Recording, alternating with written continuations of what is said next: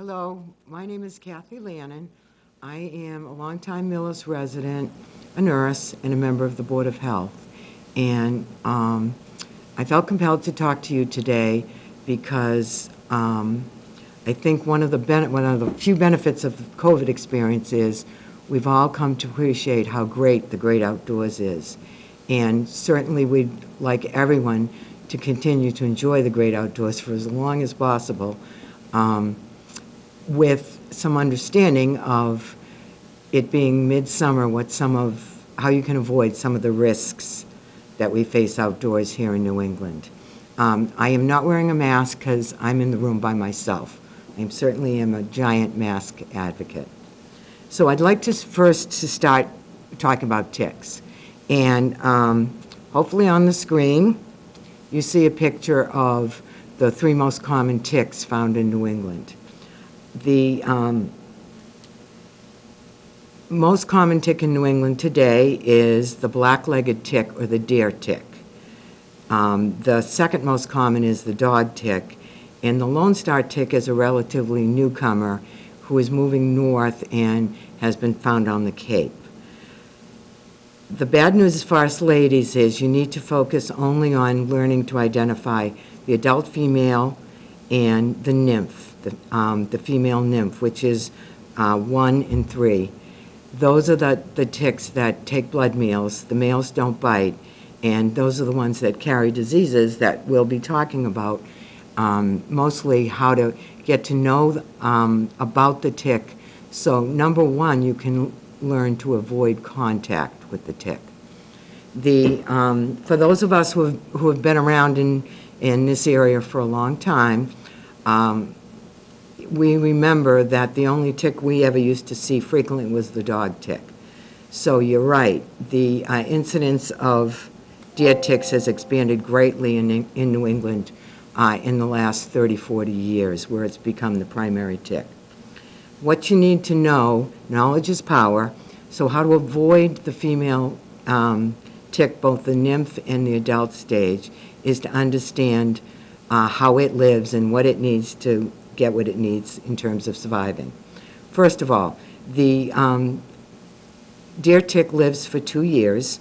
The first year is the nymph stage, which is about the size of a poppy seed. In the second year of its life, it gets bigger and it's about the size of a sesame seed. I think probably everybody is familiar with seeing an adult tick, which is in the second year of life. Ticks are humidity-loving creatures. They need 30% humidity, and that's because they don't drink. They rely on getting their water from absorbing it, so they need to be in high humidity environments. The first year, the nymph tick is a tick that hangs out on the ground. It's in the leaf litter. It's usually in the edges of your yard where the trees and brush are. It doesn't jump. The only way you get exposed to it is by essentially walking by it. The adult female tick behaves a little differently in the second year of life. She tends to climb up to foliage between 1 foot to 2 feet and waits for someone to walk by. And ticks, not only can't they drink, but they're blind. So she is sensing carbon dioxide, vibration, and body warmth. And when she senses those things and something brushes against her, she latches on. So why is this such a concern for us in New England? The deer tick carries many diseases that we know about right now are Lyme disease, anaplasmosis, babesiosis, relapsing fever, and Powassan fever. By far, the most common disease that we see in humans is Lyme disease. And to show you a slide, New England is the epicenter of Lyme disease in the United States. And the map I show you, you can see that Massachusetts is all black. Right now, the 6 most common states in the United States with Lyme disease by incidence are the New England states. And actually, surprisingly, I thought we'd be higher than number 5. But we rank number 5 right this moment in incidence in New England. The other states with high incidence, as you can see, are the Mid-Atlantic states and a couple of the Midwestern states, Michigan, Minnesota, and Wisconsin. So that's why we need to understand the deer tick to avoid it. And so where is it?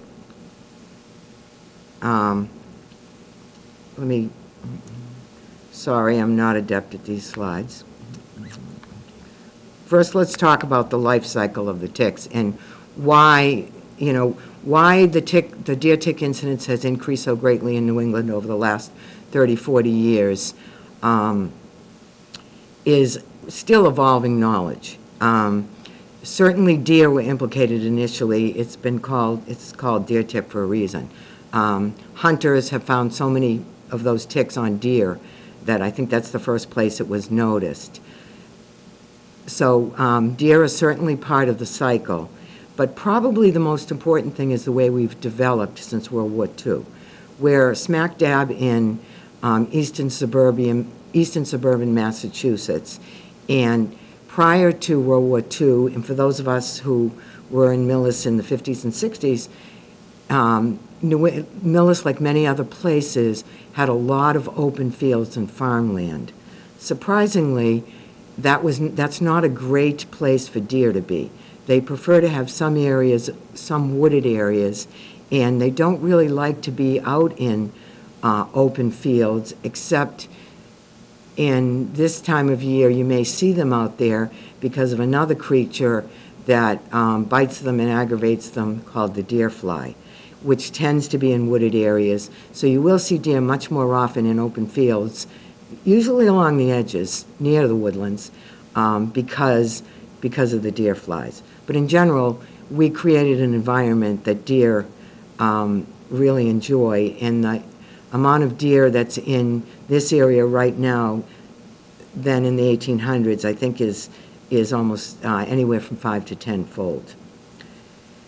The other animals implicated in the process of how ticks get these diseases are animals that are called competent.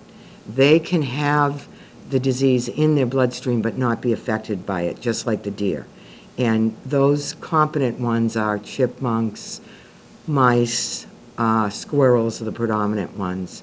The incompetent ones that don't carry it in their bloodstream include us, people who are susceptible to Lyme disease, and that also includes horses, dogs, and goats for some reason are particularly susceptible. Now, cats don't tend to get Lyme disease, and the theory is because they're constant groomers. So they're getting deer ticks that attach to them off of them before they can inject disease in their bite into their system. The other animal that deserves a moment of respect from us is the possum. The possum is also a creature that's a constant groomer, doesn't like having ticks on it, and it's estimated that a possum, by its grooming, will not only get the ticks off them, but eat them, and they eat thousands of ticks in a week. So you might want to have a little more respect for your possums and take care of them knowing that. So based on the map, you saw that we are the epicenter. So where are the ticks? And the ticks are in the borderlands of our properties. So any of us that have any kind of wooded, brushy areas along our property edges have ticks. People who have big ornamental lawn gardens with bushy bushes and woody bushes also will have ticks in there. The caveat there is the more humid the environment is, the more likely there are to be ticks. So in this picture, you'll take my word for it because of the season, that the place where the deer is open and sunny. Ticks do not like open, sunny areas. They're humidity-loving creatures, so you wouldn't be concerned about the tick dropping off the deer there because it's not going to it won't want to stay there. It's out in the sun. It's going to head for the moist, dark, damp areas on the side of the property. So of much more concern for all of us is the areas abutting on our property edges where there's trees, bushes, stone walls, wood piles. That is where the ticks are. Initially, when we first learned about this Lyme disease, which was first discovered in the 1970s, it was noticed in Lyme, Connecticut, and what they found is that children in the neighborhood were getting large, sore, what appeared to be infected knee joints. And for a long time, because, what you would do with an infected knee joint is you would draw some fluid, try to grow bacteria on a culture plate to see what it was infected with.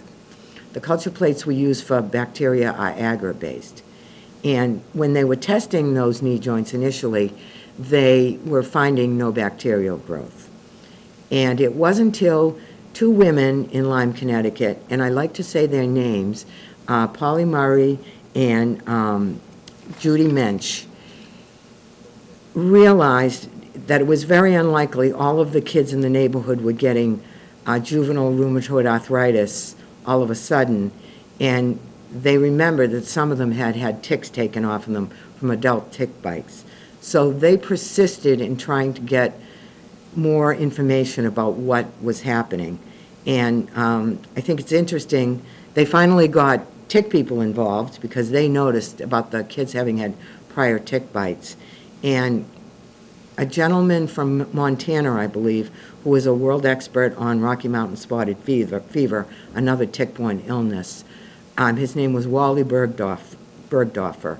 He was the one that changed the media to a different media. He actually, I believe, included chitin in his media, which is from, if you guys remember from high school biology, is what the actual tick shell is made of.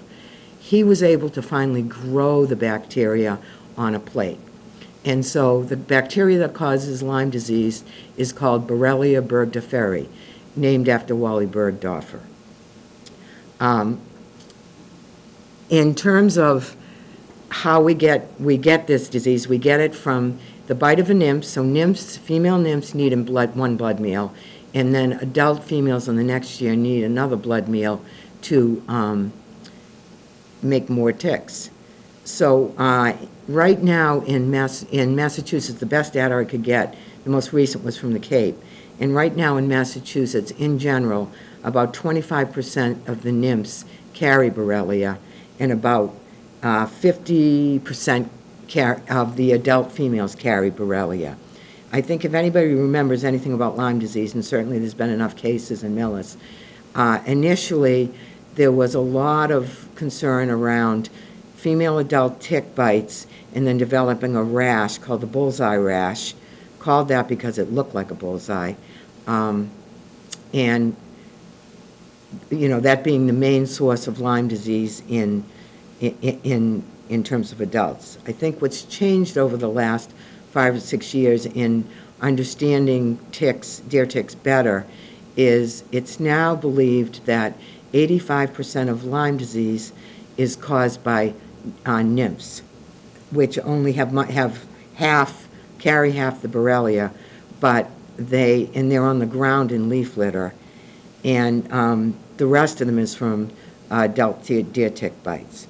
So what does that mean for all of us today in terms of avoiding ticks? Knowing that the ticks are in all of our yards, most likely, pretty much in Millis, where do we become exposed to it? The nymphs. Pretty much when we're out working on the edges of our yard, standing in the leaf litter. They don't jump, so how are they getting on us? They're getting on us by walking up our shoes.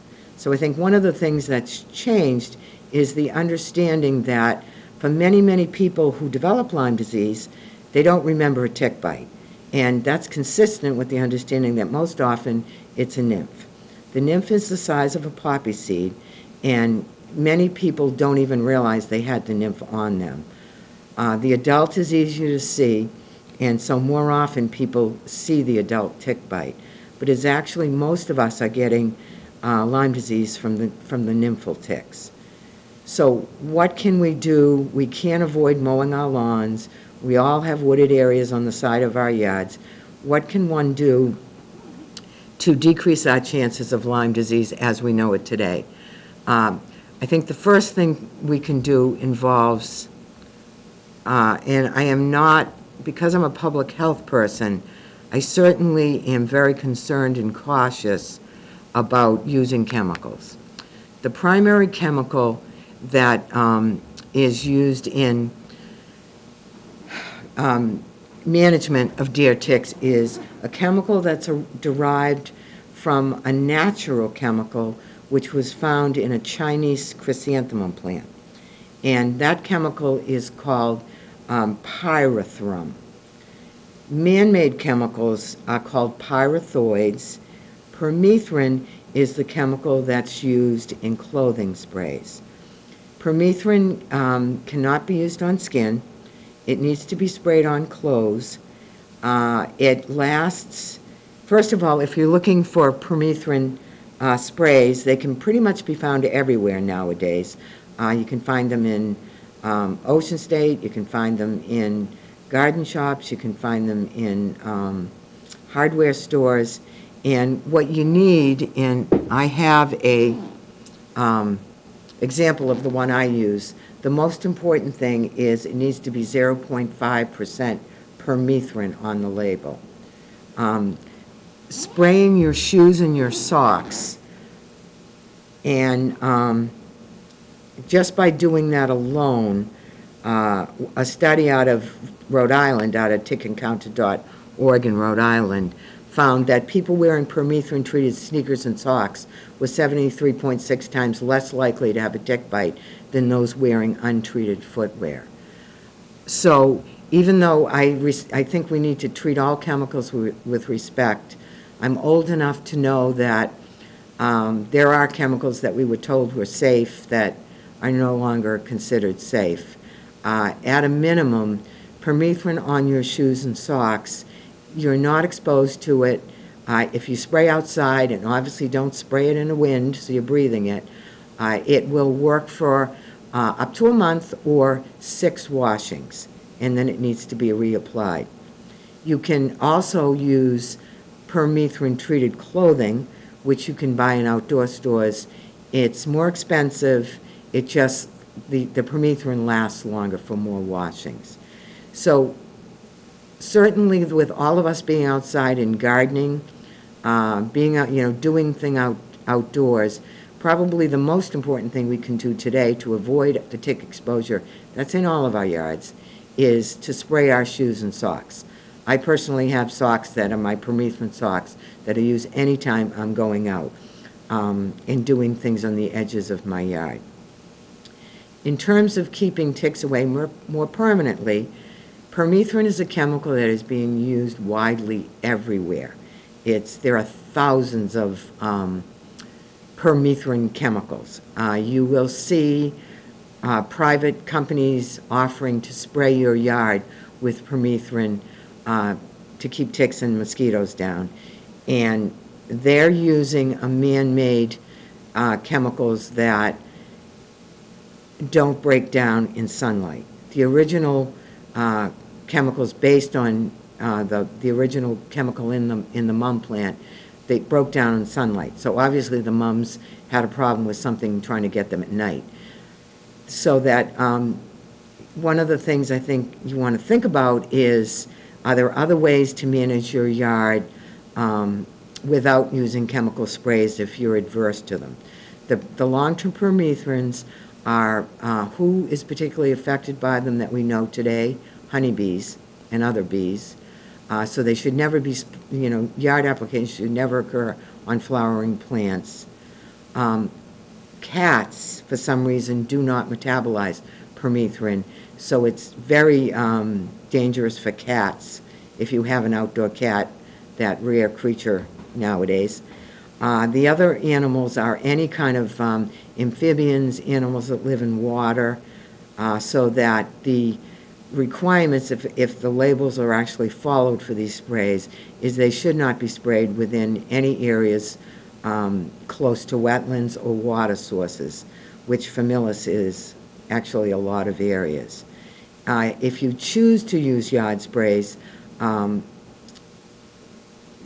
other alternative is using applications yourself. And certainly, the same thing applies. They need to be applied carefully. They need to, you need to avoid all the same things. It's about 50-50 in terms of permethrin use for yard management of ticks between people you pay doing it and doing it yourself. Where else is permethrin used? It is used if you get head lice. And I think very often people will say that these pyrethroid products are natural. They are not natural. They're man-made, and because the natural product degrades in sunlight. What else can you do? And when do you need to be concerned about Lyme disease? First of all, Lyme disease is called the Great Pretender because it can cause many symptoms, but the major symptoms, it can cause fever and chills. In children, pediatricians often talk about if your child, quote, has flu-like syndromes, muscle aches, fever, and nobody else in the family has a flu, to think about that maybe they had a tick exposure. One of the things you probably need to do if you know you had a tick exposure is write it down, because the disease, Lyme disease, can take anywhere from a week to several weeks to manifest itself. The other kind of symptoms people can get are, let me go through and tell you all of them. For us senior people, something called Bell's palsy, which is a paralyzing of half your face, is a symptom that's seen commonly. Certainly joint swelling and pain, muscle aches and fever. There's a lot of other symptoms, but the most important thing about Lyme disease is recognizing it early and getting treatment. The treatment is antibiotics. The sooner the better. In terms of adult deer ticks that we see, if you remove a deer tick, 60% of people will get that bullseye rash. You can look for it. In terms of letting, in the old days they talked about saving the tick and is it a deer tick? The current state today is if you took a tick off you, an adult tick, it's probably a deer tick, unless you saw it was a dog tick. And so when you call your physician, very often they will recommend a course of antibiotics, even over the phone, even with all of our televisits today, because Lyme disease is so epidemic in our area. Now, you may say, well, why don't they do a blood test first? And a lot of this information parallels what we're learning about COVID. So we know that people develop antibodies, that when you get infected with a virus or a bacteria, your white blood cell system, your immune system, recognize it and then commands other cells to start making chemicals called antibodies, so that the next time you encounter it, you'll be able to try to fight it off. So that the test for Lyme disease is an antibody test, and you don't develop those till 2 to 3 weeks into when you get symptoms. So even if you don't have symptoms and you are treated with an antibiotic and you feel like, gee, I'd like to, but I want to be tested, it doesn't make any sense to be tested till at least a couple weeks out. Typical Lyme test nowadays also includes the 2 other major diseases called the Lyme panel that occur in ticks in New England and Massachusetts, and that's anaplasmosis and babebiosis. Okay, adult deer ticks, how do you avoid them? We've talked pretty much about nymphs. You need to brush against them to get them on. They don't jump, as I said. They're very slow movers. They don't walk fast. So when are you at highest risk? When you're walking in brush. So if you're out hiking, that's why they tell you to walk in the middle of the trail. It's summer now, and plants and the trails that we're all enjoying are also trying to grow, so they're reaching out to the sun. So that when you walk on trails and there's growth into the trail, you don't want to touch those, so that you don't want to brush against them.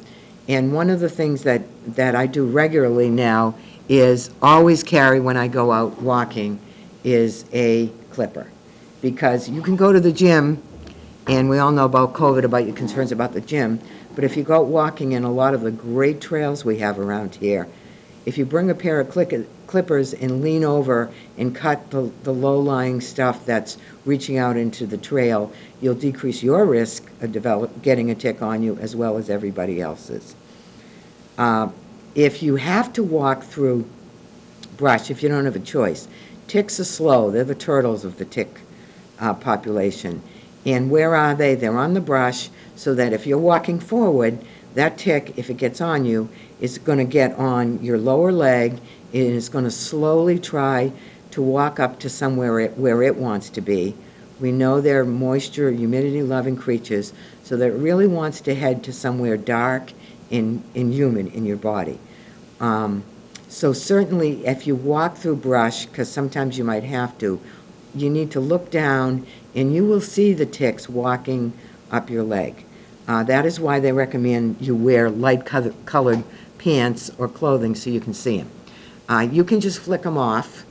If you are of a meaner spirit and you've probably had Lyme and you don't want that tick to ever infect anyone else, as well, and people with dogs tend to carry small containers, and they drop the tick into the container. Because they're humidity-loving creatures, they will not survive in the low humidity of an empty, like a pill container or a small screw container. So you can choose to do that, especially if you have a dog and you already have one, to get the ticks off the dog.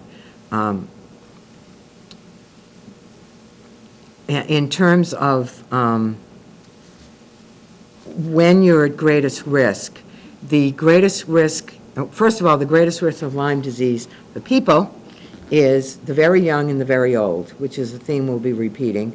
Fortunately, COVID is just only us older a risk factor for, but in Lyme disease, it's kids. The peak age group in Massachusetts is the 5 to 9 age group, and the peak age group in older people in Massachusetts is the 65 to 69 age group.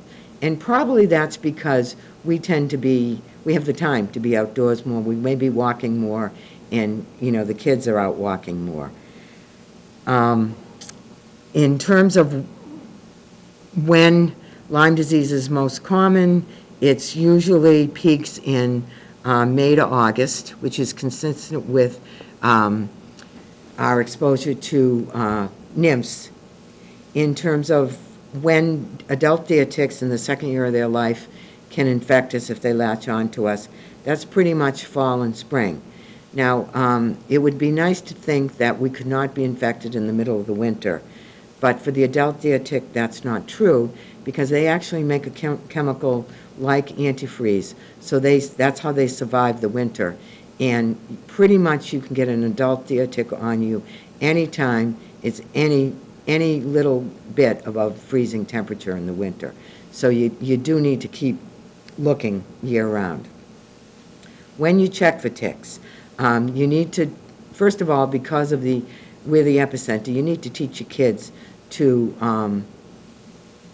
learn to check for ticks pretty regularly. When they're outside and they come in, when they take a shower, where do they check?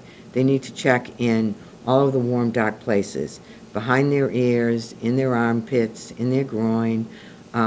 If they're wearing clothing underneath the waistband of the clothes is a common place. For the nymph ticks in kids, they probably need to look in their lower leg. Now, something the size of a poppy seed, a child or a younger person may be able to see. For those of us who have the normal vision changes of age, there probably isn't much chance we can see those. So for us older adults, when we come in from gardening, take a shower, we probably not only need to look, but we need to feel. Because even though you may not see the poppy seed, you probably can feel it if you feel your legs and feet. And you're more likely to know it's there and get it off. How long do they feed for? If left alone, they feed for 4 to 5 days. What do? When they bite, they first start by injecting their saliva, and their saliva has more than 100 known chemicals, and those chemicals do things like keep the blood from clotting, bring blood to the skin, and they actually also secrete a glue, which helps them stay in. For about 10% of the population will develop an allergy to one of those 100 chemicals in deer tick spit. Which chemical, I'm not sure, but I can tell you as part of that 10% of the population, it may be irritating to have an itchy red rash within an hour of a tick being on you, but because I know the tick's there within an hour, I'm lucky in the fact that I have not gotten Lyme disease because I get the tick off me quickly. And there is some research that the sooner you get the tick off you, the less likely you are to be infected by some of the diseases that they can carry in their gut. And if you get a rash from a tick bite within an hour or two, that's not the bullseye rash of Lyme disease. That takes days to develop. Okay, so I think I've talked about everything, the common sense things about how you can be aware of where ticks are, the simple things you can do to manage your exposure. Lyme disease, we're not alone in the United States. It's endemic in more than 80 countries around the world. How long has it been here? That's an interesting question. Probably more than 100 years. And the reason we know that is once Lyme disease was, the Borrelia bacteria was discovered and we learned more about it, somebody actually looked at a mouse that was, whatever you call it when you stuff them, and was in a museum at Harvard, and they found a deer tick on the mouse, and that mouse had the taxidermy process done, I think, early 1900s, late 1800s. They actually found a deer tick, and they were actually able to find Borrelia in the dead deer tick's gut from that time ago. So it's been around a while. Obviously, the explosion of deer ticks and the change in our environment since the 1950s has made it a more predominant disease. There's still a lot of ongoing research on how to manage the environment. You will hear about tick tubes which spray permethrin in cotton and put them in tubes, and the theory is the mice run through the tubes, get the permethrin on their skin, and that kills the ticks. This particular site I have right up this moment is from Tick Encounter in Rhode Island, which is very pro using permethrins as, for yard treatments. And the other site that I used extensively was the Cape Cod Extension, which is a great site. I'll say them all again at the end. And both of those are basically sites that the primary people that have started them are insect people. So they're very hot on using permethrin in yard spray. I think because I come from a public health perspective, I'm a little more conservative and try to recommend that less is better. So in terms of less is better, the best thing I've ever read in terms of managing your yard comes from the Connecticut Department of Environmental Quality, and it's probably more than 20 years old, but their chapter on managing your yard to decrease ticks is on the Millis Board of Health website. It will be put on, prominently, so that if you want to look at that and read that, and you're of the mind to try to treat, to work with the problem with as little chemicals as possible, it gives great advice on how to do that. Okay, the other reason I want to give this talk is because of the other two diseases that ticks carry, and that is anaplasmosis and babesiosis. Anaplasmosis is a disease that affects the white cells of granulocytes. Its symptom is fever, muscle aches. It, again, takes weeks to develop, so it might be weeks after you've had a tick on you, known or unknown. It can cause headache, nausea, muscle pain, confusion even. It's most common in people over the age of 40 and males for some reason. Babesiosis is a parasite that infects the red blood cells. Again, it's found in ticks, much lower incidence of these in the actual ticks, so the incidence is lower. But it's another disease that can cause fever, chills, achy joints, muscle fatigue, nausea, and dark urine, which is different.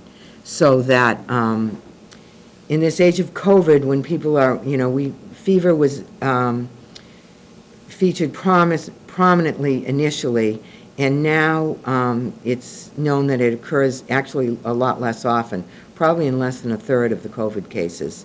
So in the summer for us, in this high tick area, it's a reason that if you get fever, and the major differential here is none of these three diseases causes a cough, to think about that it might be a tick-borne illness, and hopefully you don't have to remind your primary physician about that locally for them to do a tick panel. If they don't think about it, remind them that, you work in your yard, you live in a high tick area, so that you get the right diagnosis and get the treatment. And the treatment for all of these three diseases is basically antibiotics. Okay, in terms of bug repellent, the bug repellent that's recommended for ticks is pretty much DEET. And I will talk much more about bug repellents because the next thing I want to talk about is the other summer issue we're going to have to deal with, and that's the possibility that this might be a bad year for triple E. Okay, so triple E. Triple E is a virus. It's called Eastern equine encephalitis. It's a virus that was first recognized in Massachusetts in 1938, and it's a very rare disease in humans. Since 1938, there's only been 110 cases. But if you get it in humans, it's a disease that has about a 50% mortality rate. It causes an encephalitis, so even in people who recover, there are some long-term effects. And so it's a very, very rare disease, but it's a very serious disease if you get it. So it is a disease that's carried by mosquitoes. So let's go from ticks to talking about mosquitoes. So who knew in Massachusetts there are at least 9 types of mosquitoes, and that mosquitoes have some differences. Some mosquitoes prefer to bite birds, some mosquitoes prefer to bite mammals, and some mosquitoes bite both. Triple E is a virus that the reservoir for it is in bird-biting mosquitoes, what we now know, that live in cedar swamps. So that the way they survive through the winter is in a certain type of mosquito that doesn't bite humans, but in the spring will come out and bite birds. Where are the big white cedar swamps in Massachusetts? The big one is in southeastern Massachusetts. It's called the Hockomock Swamp. That's why, historically, since 1938, the major counties that have seen triple E in humans have been Plymouth, Bristol, and the very southern part of Norfolk County that borders the Hockomock Swamp. Mosquito control people have been following triple E and testing mosquitoes for triple E for decades. And for decades, the big risk areas have been southeastern Mass and sporadically some small areas, mostly in northern Massachusetts. The triple E virus is a virus that tends to wax and wane. We know that it tends to be quiet for 3 to 5 year periods, and then it tends to be found more commonly for usually 3-year periods. Last year was the beginning of a high period for triple E. And last year, the reason I have this slide up was an extremely unusual year in all of the decades that they've been following triple E in Massachusetts. And that was because the areas in red are areas where mosquitoes were found or animals were found with triple E, and that map was a new map for the first time in Massachusetts. So we expect that this year will be a bad year. Why can't we tell you today it's going to be a bad year? In order to understand that, you have to understand what happens. The virus is basically a bird virus. It's carried in bird-biting mammals. The birds get bit by a mosquito that has it in the reservoir. The birds get a high amount of virus in their blood. They don't get very sick, and then they get immune to it. So every year, the way Triple E gets in mosquitoes that bite mammals, and hence us, is you need a crop of new baby birds that don't have immunity to the virus. They need to get bitten by a bird-biting virus that carries it.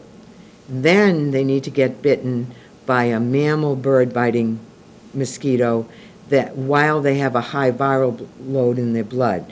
That's how the mosquitoes that give it to us get Triple E, so that when they bite us, they can inject Triple E.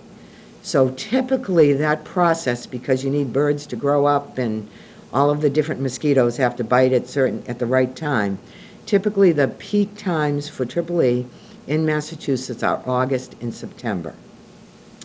This year so far, so that the heating up of seeing positive mosquitoes for Triple E usually starts occurring in early August. This year, probably consistent that it might be a bad year for Triple E, there have been positive mosquitoes found in southeastern Massachusetts and in the western part of the state. The people that test mosquitoes for us is the Norfolk County Mosquito Control Program. They test 9 different types of mosquitoes, and I believe in Millis they test down at the Millis Transfer Station. So that we are expecting that there may be a problem.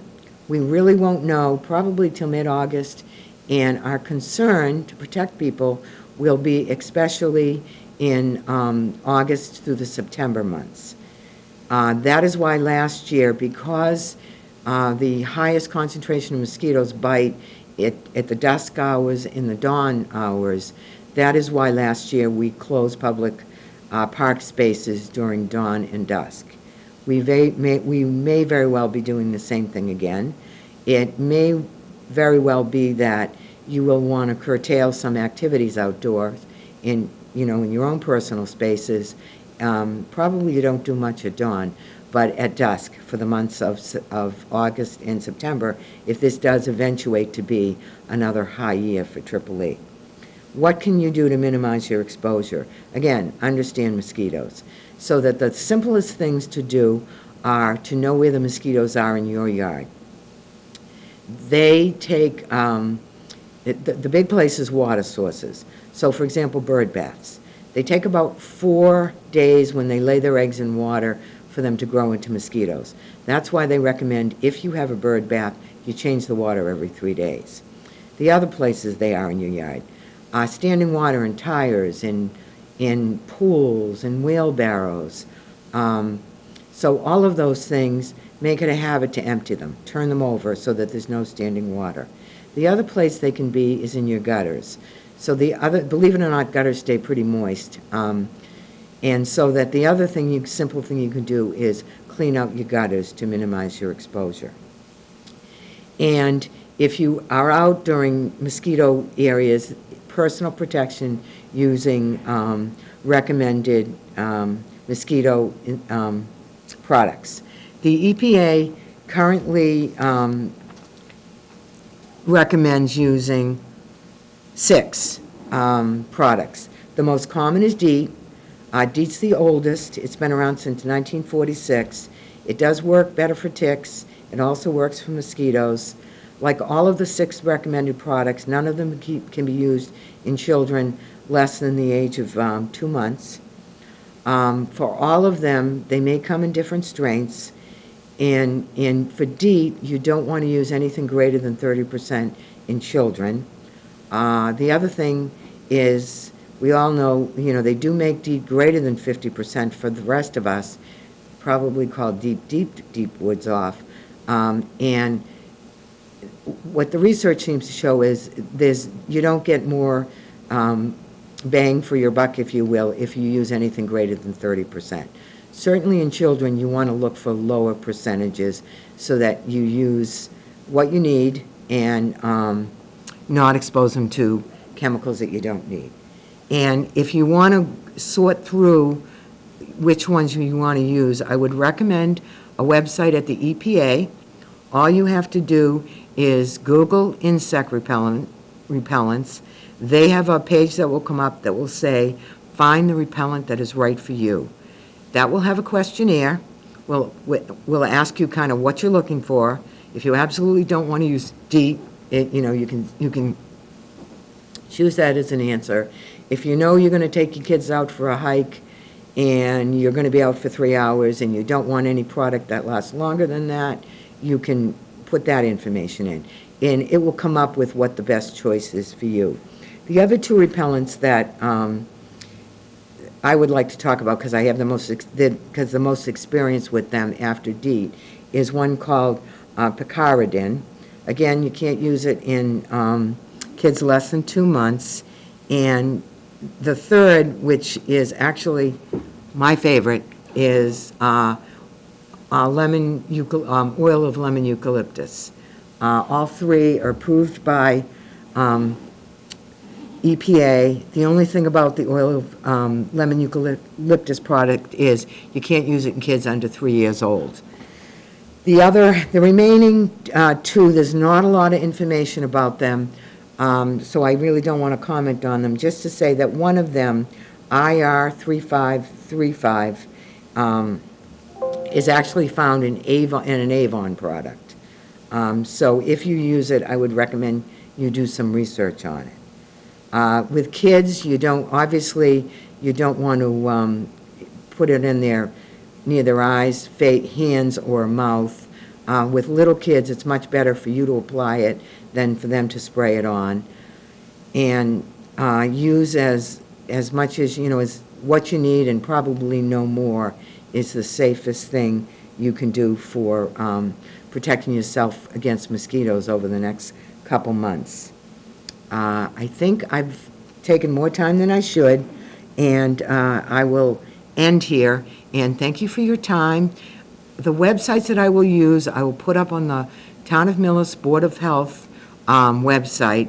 I primarily use the CDC, the EPA, the Massachusetts Department of Public Health website, which has lots of good information. And then the other websites I use, as I said, the Cape Cod Extension has an excellent information on managing ticks, and they actually got some money, so the presentations that they have that you can look on YouTube are much more polished than mine. I would recommend them. And the other website is tickencounter.org, which is out of the University of Rhode Island, and again, has good information. And finally, if you want to test your ticks to see if it has any diseases, if you don't want to take an antibiotic, you want to wait and see, you can do that. And the site I would recommend from that is the University of Massachusetts in Amherst Department of Zoology. I think has the cheapest tick testing site, and they can be found at tickreport.com with instructions on how much it costs and what to do if you want to see if the tick that you took off yourself actually has any of those diseases. Thank you for your time, and that's it for now.